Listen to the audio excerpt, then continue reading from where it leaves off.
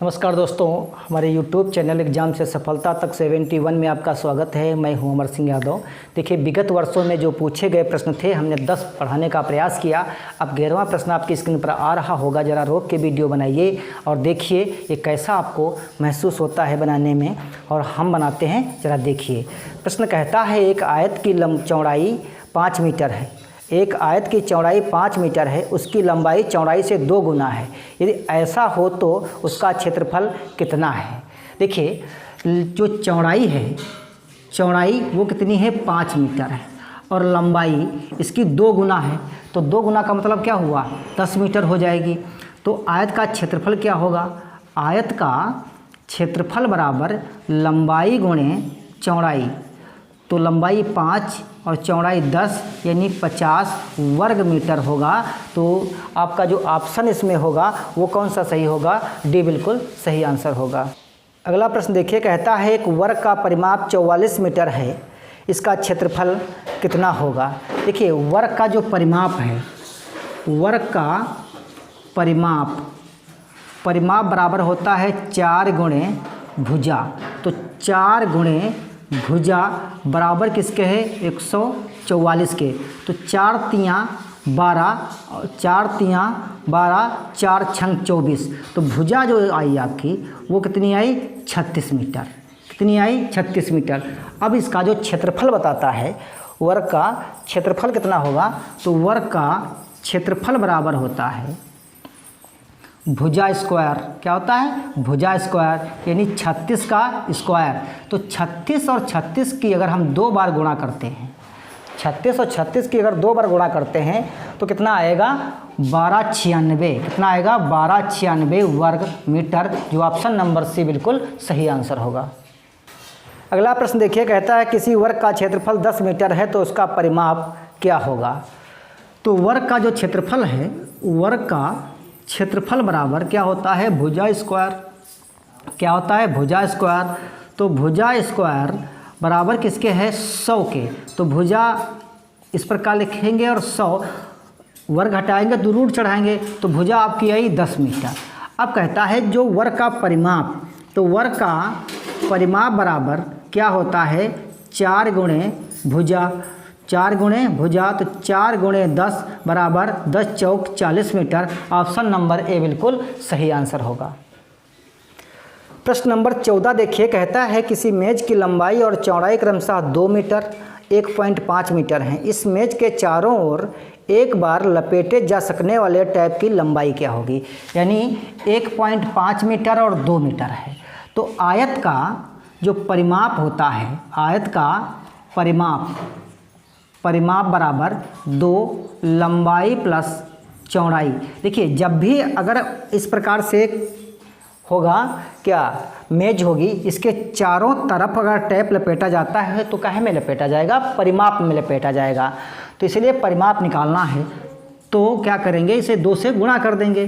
तो यहाँ पर कितना होगा, 2.5 अगर हम 2 से गुणा करते हैं तो 25 दूनी 50 यानी 0.5 मीटर जो है टैप की लंबाई होगी। तो ऑप्शन नंबर ए डी बिल्कुल ही का सही होगा, इक्का। अगला प्रश्न देखिए, यदि किसी वर्गाकार भूखंड प्लाट का परिमाप 160 मीटर है तो उसका क्षेत्रफल क्या होगा। देखिए, वर्गाकार है तो वर्ग का परिमाप क्या होता है, वर्ग का परिमाप बराबर 4 गुणे भुजा। 4 गुणे भुजा, तो 4 इधर लिखेंगे, भुजा इधर लिखेंगे, और 160 मीटर है तो 4 चक्कू 16, यानी जो भुजा आई वो बाबू कितनी आई, 40 मीटर आई। अब पूछता क्या है, अब पूछता है इसका, भैया क्या पूछता है इसका, अगर भुजा 40 मीटर आई तो पूछता है इसका क्षेत्रफल क्या होगा। तो वर्ग का क्षेत्रफल क्या होता है, भुजा स्क्वायर। क्या होता है, भुजा स्क्वायर। तो 40 का अगर स्क्वायर करेंगे तो 4 चक्कू 16 होता है और 2 जीरो रखते हैं, क्या हो जाएगा, मीटर प्रति स्क्वायर। यानी ऑप्शन नंबर इसका कौन सा सही होगा, ऑप्शन नंबर डी बिल्कुल सही होगा। अगला प्रश्न देखिए, कहता है 3 सेंटीमीटर भुजा वाले ठोस घन बनाने के लिए 1 सेंटीमीटर भुजा वाले कितने घनों की आवश्यकता होगी। देखिए, अगर हम 3 सेंटीमीटर की भुजा का एक घन लेते हैं और 1 सेंटीमीटर भुजा के घन बनाने हैं तो घन का आयतन क्या होता है? भुजा क्यूब। क्या होता है? भुजा क्यूब। किसका? घन का आयतन।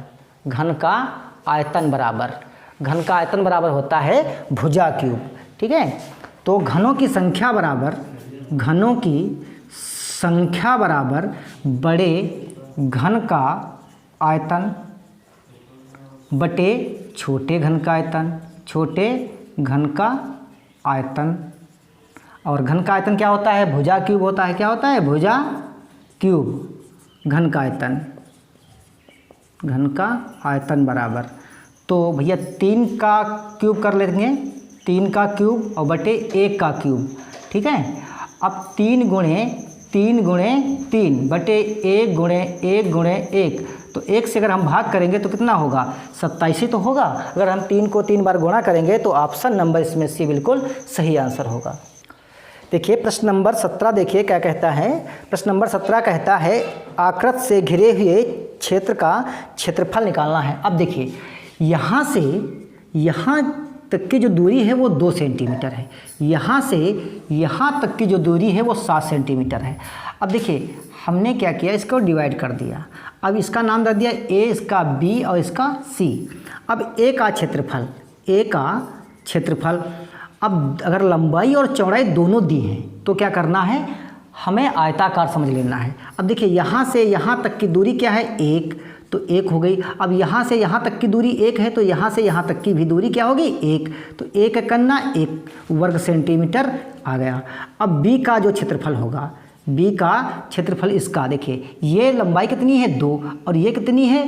1, तो क्या होगा? 2 गुणे 1 बराबर 2 वर्ग मीटर। अब इसको निकालते हैं सी का, तो सी का जो क्षेत्रफल होगा वो क्या होगा? सी का क्षेत्रफल बराबर क्या होगा? 7 और गुणे, अब ये चौड़ाई कितनी यहाँ से यहाँ तक की कितनी है? 2, जब 1 यहाँ से कम पड़ गए तो कितनी बची? यहाँ से यहाँ तक की 1 तो बची, तो 7 गुणे 1, तो 7 कन्ना 7। अब कुल का क्षेत्रफल तो ए प्लस बी और प्लस सी का क्षेत्रफल।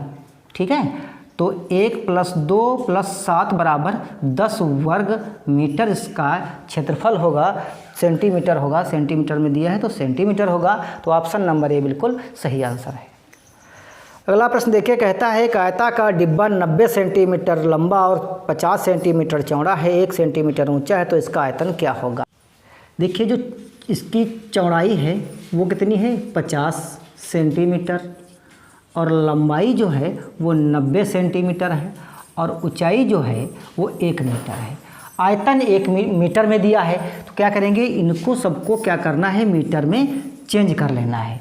तो भैया 0 से 0 कैंसिल कर देते हैं तो कितना बचा? 0.5 मीटर और गुणे 0.9 मीटर और गुणे 1, 9 × 5 = 45, 2 स्थान बाद पॉइंट रखेंगे, घन मीटर, यानी 0.45 घन मीटर इसका आंसर होगा। ऑप्शन नंबर बी बिल्कुल सही आंसर होगा।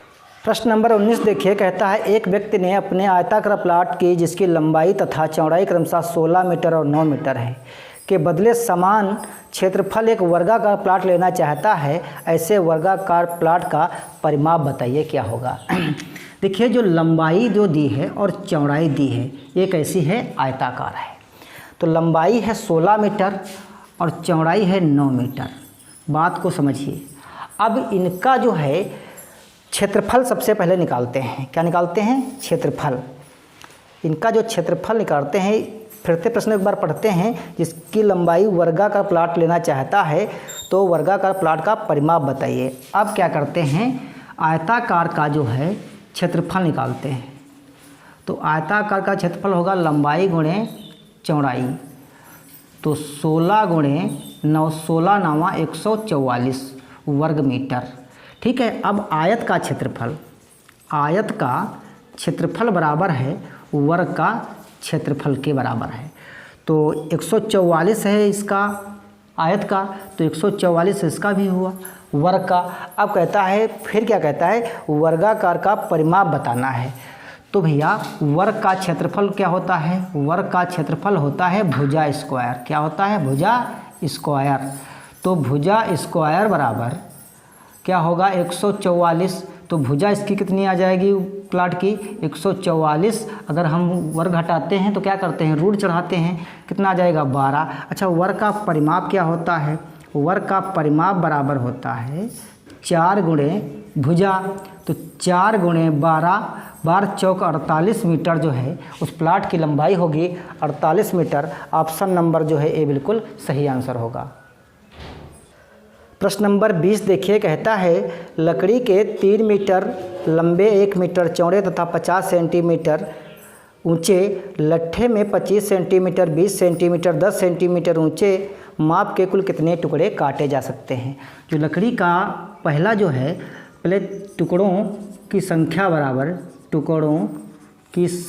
बराबर मापे हैं वो कितनी है, 3 मीटर, 1 मीटर और 50 सेंटीमीटर। देखिए तो क्या करेंगे, 3 मीटर गुणे 100 हमने इसलिए किया क्योंकि टुकड़े की जो मापे हैं वो सेंटीमीटर में हैं, गुणे 1 तो गुणे हो गया 100, और जो ऊंचाई है वो 50 सेंटीमीटर में है तो उसको क्या करना है, उसी प्रकार लिख लेना है, बटे 25 और गुणे 20 और गुणे 10।